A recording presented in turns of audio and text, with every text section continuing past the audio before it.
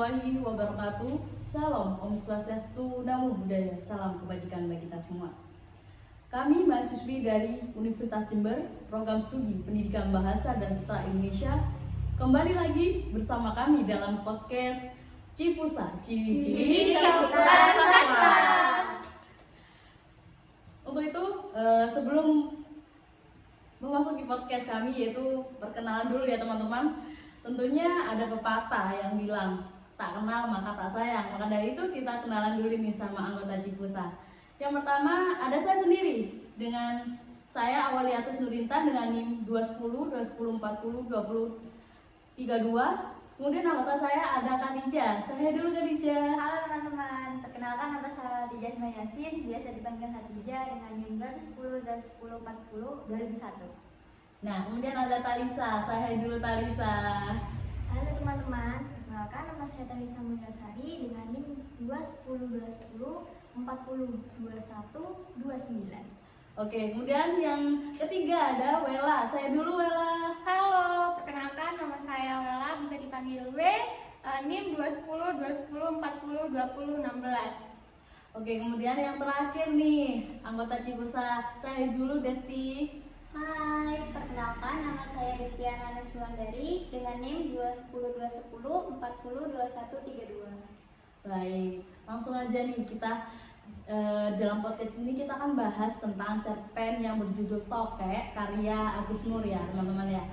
Nah, untuk itu di dalam cerpen ini juga kita membahas tentang unsur intrinsik dan ekstrinsik ya teman-teman. Nah, sebelum itu kita bakalan mendalami tentang apa itu unsur intrinsik, apa itu unsur ekstrinsik. Kita bedah dalam podcast kali ini.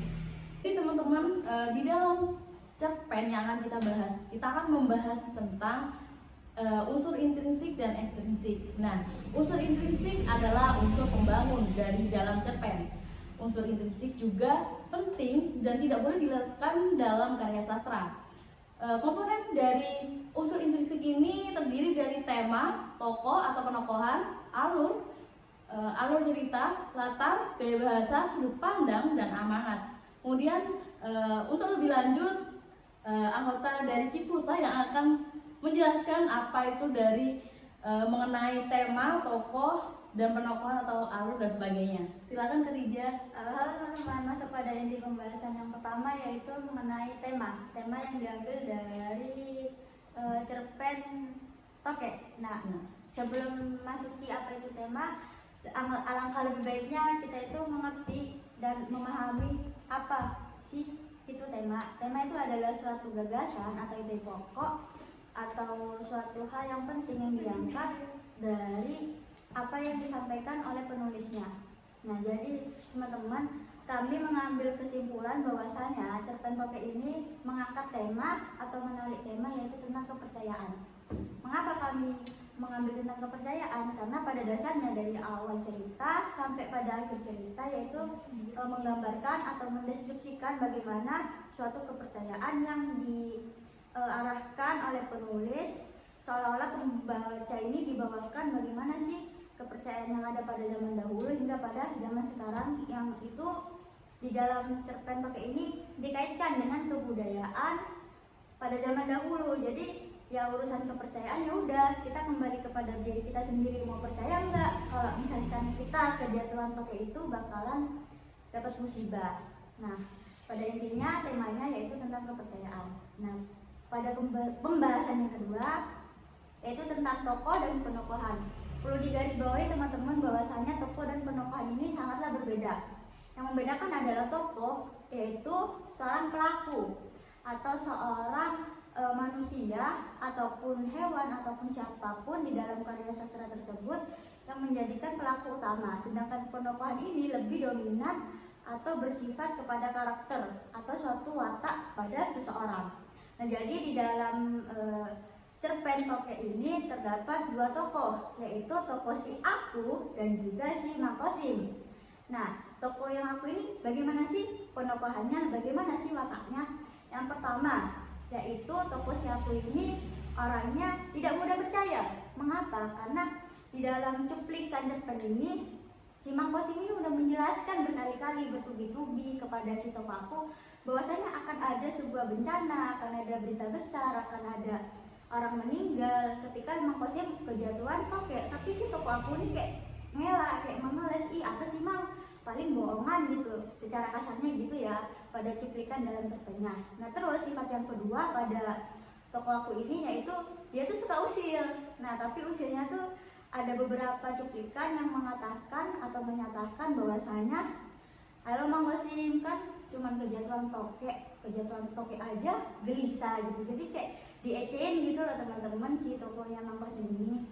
Nah terus yang ketiga ini dia tuh masih belum sepenuhnya yakin atau dia masih ragu gitu kan, karena di bagian akhir dari cerpen toke ini dia tuh sempat tertarik atau ingin mempercayai apa yang Mang Kosim percayai, tapi dia masih kayak, ih ntar kalau aku percaya, tapi ya kalau aku percaya Jatuhnya kayak musik gak sih? iya Ya, kayak gitu. Jadi kayak masih ganteng sifatnya dia, masih labil. Kalau dari kami kira-kira si toko aku ini mungkin seumuran kami lah, antara itu remaja 20-an gitu. Nah yang selanjutnya yaitu tentang latar. Nah apa sih yang dimaksud dengan latar? Nah latar ini adalah suatu tempat yang dimana dalam karya sastra tersebut terjadi atau digambarkan oleh sang penulis. Nah jadi di latar ini dibagi menjadi 3, yaitu latar tempat, latar suasana, sama latar waktu. Nah jadi teman-teman, yang pertama kita membahas tentang latar tempat. Di mana sih tempat kejadian Mang Kosim dan juga toko aku saling berinteraksi satu sama lain? Yang pertama yaitu terjadi di rumah Mang Kosim sendiri. Karena pada saat itu Mang Kosim sedang enak, sedang asik tidur-tiduran. Tiba-tiba kejatuhan sama si toke ini. Nah itu cuplikan yang pertama. Cuplikan yang kedua yaitu pada keesokan harinya terjadi di kios Pak Jauhati. Karena pada saat itu si Mang Kosim dan juga toko aku ini pada siang hari lagi enak-enak nih baca koran. Nah tiba-tiba kepikiran lagi nih, besok akan ada musibah apa ya, besok akan ada bencana apa ya gitu. Nah terus untuk latar selanjutnya itu tentang latar waktu. Nah latar waktu ini pada awal paragraf cerpen menceritakan tentang malam hari. Terus nih teman-teman, di awal tuh malam hari, berlanjut ke paragraf tengah itu terjadi pada pagi hari. Buktinya apa? Buktinya ya karena ini pada cuplikan di tengah-tengah si Mang Kosim ini duduk di teras halaman rumahnya.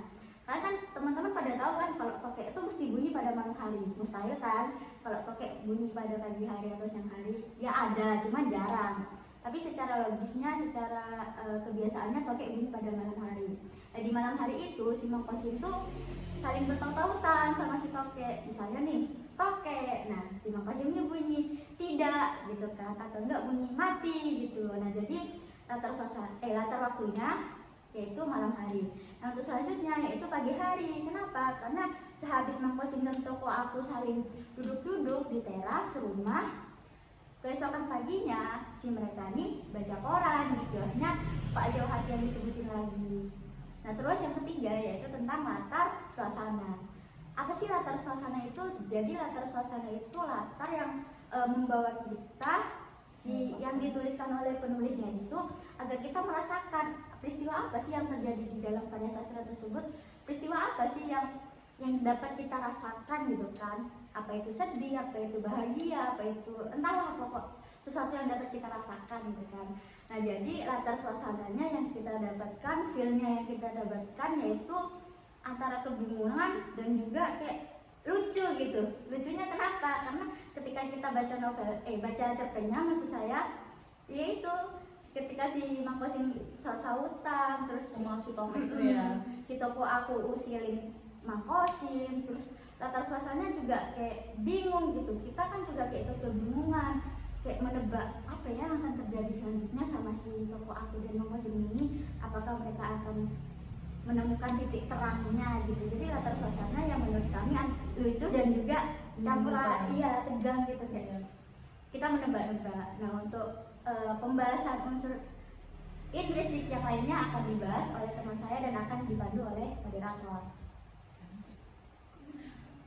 Baik, untuk selanjutnya itu yaitu ada tadi udah dijelaskan ya ini sama anggota Cipusa yaitu Khadijah mengenai tema tokoh atau penokohan, latar, dan di mana latar itu ada latar tempat, latar waktu, latar suasana. Kemudian Yang selanjutnya itu ada alur, sudut pandang, amanat. Nah, itu kita akan ungkap di situ ya, akan dijelaskan oleh anggota Cipusa yaitu Wela. Baik. Jadi ya guys, untuk pembahasan selanjutnya yaitu tentang alur. Nah, alur yang digunakan dalam cerpen tokek ini menggunakan alur maju mundur.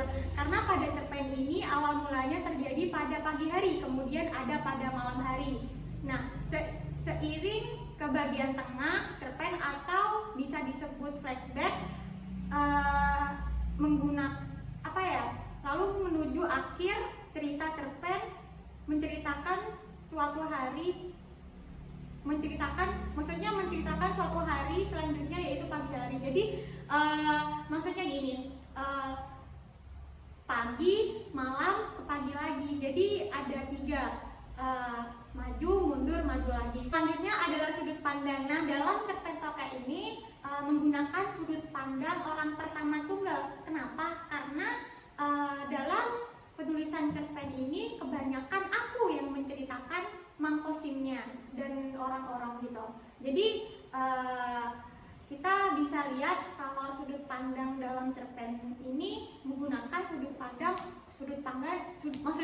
pandang orang pertama tunggal. Selanjutnya adalah amanat. Mungkin ada benarnya sebuah firasat, prasangka kita, dugaan kita, bisa saja terjadi atau begitu sebaliknya. Bisa saja sebuah firasat hanyalah semata-mata dugaan yang tidak bisa ditebak. Sebuah kepercayaan dari nenek moyang adalah bukti tradisi yang sampai saat ini masih sangat kental untuk kita semua. Jadi dalam cerpen ini nih, kita tidak dituntut untuk kita harus percaya. Nah, kita itu bisa percaya atau enggak tergantung pribadi kita masing-masing gitu. Selanjutnya saya serahkan kepada moderator.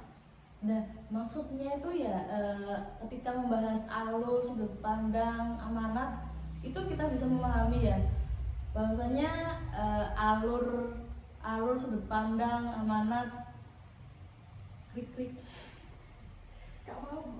alur, sudut pandang, amanat yang dijelaskan tadi mungkin sudah kalian resapi atau kalian pahami tentang cerpen tokek tersebut ya.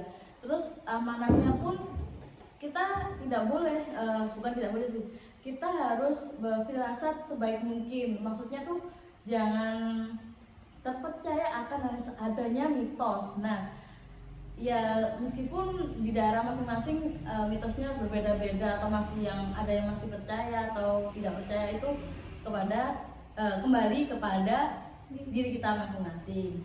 Kemudian untuk dari unsur intuisi sendiri, gaya bahasa yang terdapat pada cerpen tokek yaitu menggunakan bahasa yang mudah dipahami untuk pembaca. Nah, karena kotakasa yang digunakan dalam cerpen tersebut menggunakan bahasa sehari-hari dan sesuai dengan kaidah bahasa Indonesia yang baik dan benar. Dan juga cerita pada cerpen tokek ini tidak membingungkan atau tidak membosankan karena sudah jelas alur cerita dari cerpen tersebut dengan bahasa yang begitu mudah dipahami. Kemudian kita langsung beralih ke unsur ekstrinsik dari cerpen tokek, yaitu ada latar belakang penulis, ada latar belakang masyarakat, kemudian yang ketiga ada nilai dalam cerpen, terus ada situasi sosial ketika cerpen dibuat, kemudian yang kelima ada psikologi pengarang dan membaca, dan yang terakhir ada keadaan lingkungan pengarang. Nah, dalam unsur intrinsik, apa sih unsur intrinsik itu? Unsur ekstrinsik yaitu merupakan unsur luar yang berada dalam sebuah cerita, yang dimana unsur ini membangun jalannya suatu cerita.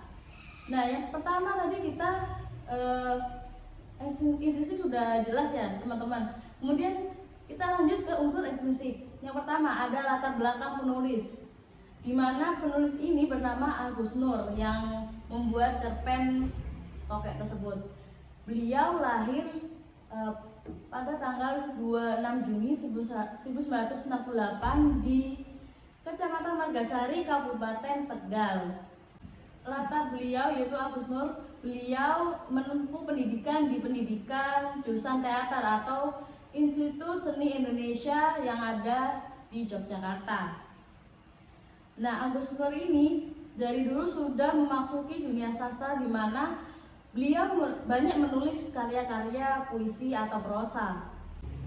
Kemudian yang selanjutnya yaitu kita membahas mengenai latar belakang masyarakat yang akan dibahas atau akan dijelaskan lebih lanjut oleh anggota Cipusa. Silakan. Baik, yang selanjutnya yaitu latar belakang masyarakat. Dalam cerpen tokek ini mengambil pola kebiasaan pada kebudayaan pada zaman dahulu yang sudah mempercayai akan adanya hal mistis. Contohnya saja, ketika kejatuhan tokek, maka kebanyakan orang akan percaya bahwa akan terjadi suatu musibah atau bencana dan masih dipercayai hingga saat ini. Nah, dari kebiasaan itulah maka yang menjadikan latar belakang masyarakat dalam cerpen tokek ini. Yang ketiga, nilai yang ada pada cerpen. Nilai yang ada pada cerpen tokek ini yaitu nilai budaya. Budaya dalam cerpen tokek ini mengisahkan bagaimana kepercayaan yang ada sejak nenek moyang dan masih dilestarikan hingga saat ini. Selanjutnya saya kembalikan kepada moderator. Nah, tadi juga sempat disinggung ya mengenai nilai dalam cerpen. Nah, nilai dalam cerpen yang kita ambil dalam cerpen tokek ini adalah nilai budaya, di mana budaya kan masih harus masing-masing daerah harus dilestarikan ya teman-teman. Jadi tergantung kita kepada mitos atau kepercayaan kita harus memforsir atau apa namanya Meminimalisir. Nah, seperti itu teman-teman. Kemudian untuk selanjutnya kita akan beralih nih ya kepada situasi sosial ketika cerpen dibuat, kemudian psikologi pengarang dan pembaca, dan yang terakhir keadaan lingkungan pengarang yang akan dibahas lebih lanjut oleh anggota Cipusa, Desti. Silakan Desti. Selanjutnya ada situasi sosial, bagaimana cerpen itu dibuat. Nah, mungkin situasi sosial pada saat cerpen itu dibuat erat hubungannya dengan alam, baik antara alam dengan manusia maupun sebaliknya. Mengapa begitu? Karena pada dasarnya dalam cerpen ini unsur kebudayaan dan juga unsur hubungan antar manusia itu sangat erat dan juga masih kental, di mana masih menanamkan nilai-nilai kebudayaan dan juga nilai moral. Selanjutnya psikologi pengarang dan juga pembaca. Situasi psikologi pengarang pada saat membuat cerpen ini yaitu mungkin masih dalam bingung gitu. Apa benar apabila kejatuhan tokek itu akan ada bencana besar yang akan terjadi, atau intinya dia masih dalam keadaan bingung dan juga dalam keadaan baik gitu untuk membuat cerpen itu. Dan mungkin moodnya ya. Iya, moodnya lagi baik sehingga cerpen itu dibuat. Dan psikologi pembaca pada saat membaca cerpen ini awalnya itu tertarik, seru gitu membacanya, kayak penasaran gitu berikutnya ceritanya kayak apa lagi ya gitu. Selanjutnya gimana ya, endingnya gimana ya, kan bertanya-tanya kan tentang akhir ceritanya sebagaimana, ini kok gak ada lanjutannya, menggantung seperti itu ya. Iya benar. Nah seperti itu, dan di tengah-tengah tuh udah seru nih, udah mulai kayaknya akhirnya nih bakal kayak si akunya nih kayak percaya deh gitu. Tapi pas di bagian akhir saya baca-baca kok ceritanya menggantung gitu, belum selesai. Nah mungkin itu udah dari segi psikologi pengarang dan juga pembaca. Selanjutnya keadaan sosial atau keadaan lingkungan pengarang pada saat membuat cerpen tersebut. Mungkin pada saat itu di lingkungan si pengarang itu masih kental budayanya mengenai mitos tersebut. Keadaan lingkungan pengarang. Nah pada saat pengarang itu membuat cerpen tersebut, mungkin di lingkungannya itu masih kental budayanya mengenai mitos kejatuhan cicak tersebut. Bukan cicak. Salah, maksudnya tokek. Iya, tapi sama saja ya kan kayak Beda. iya. Kalau cicak itu kecil. iya maksudnya tuh seperti hewan yang Iya, mistis benar. yang kita Iya. anggap mistis yaitu Amfibi sama-sama merayap. Yang penting jangan buaya, bahaya, tadi kembali. Ya, Aduh. Mungkin itu saja yang dapat saya sampaikan. Saya serahkan ke moderator. nah sangat menarik bukan ya teman-teman dari cerpen tokek ini yang dimana keadaan lingkungan tadi yang dijelaskan oleh Desti masih emang ya daerah-daerah itu masih mengalami hal-hal mistis sampai yang dulunya menceritakan tentang tokek saja itu bisa menjadi pembawa masalah gitu loh.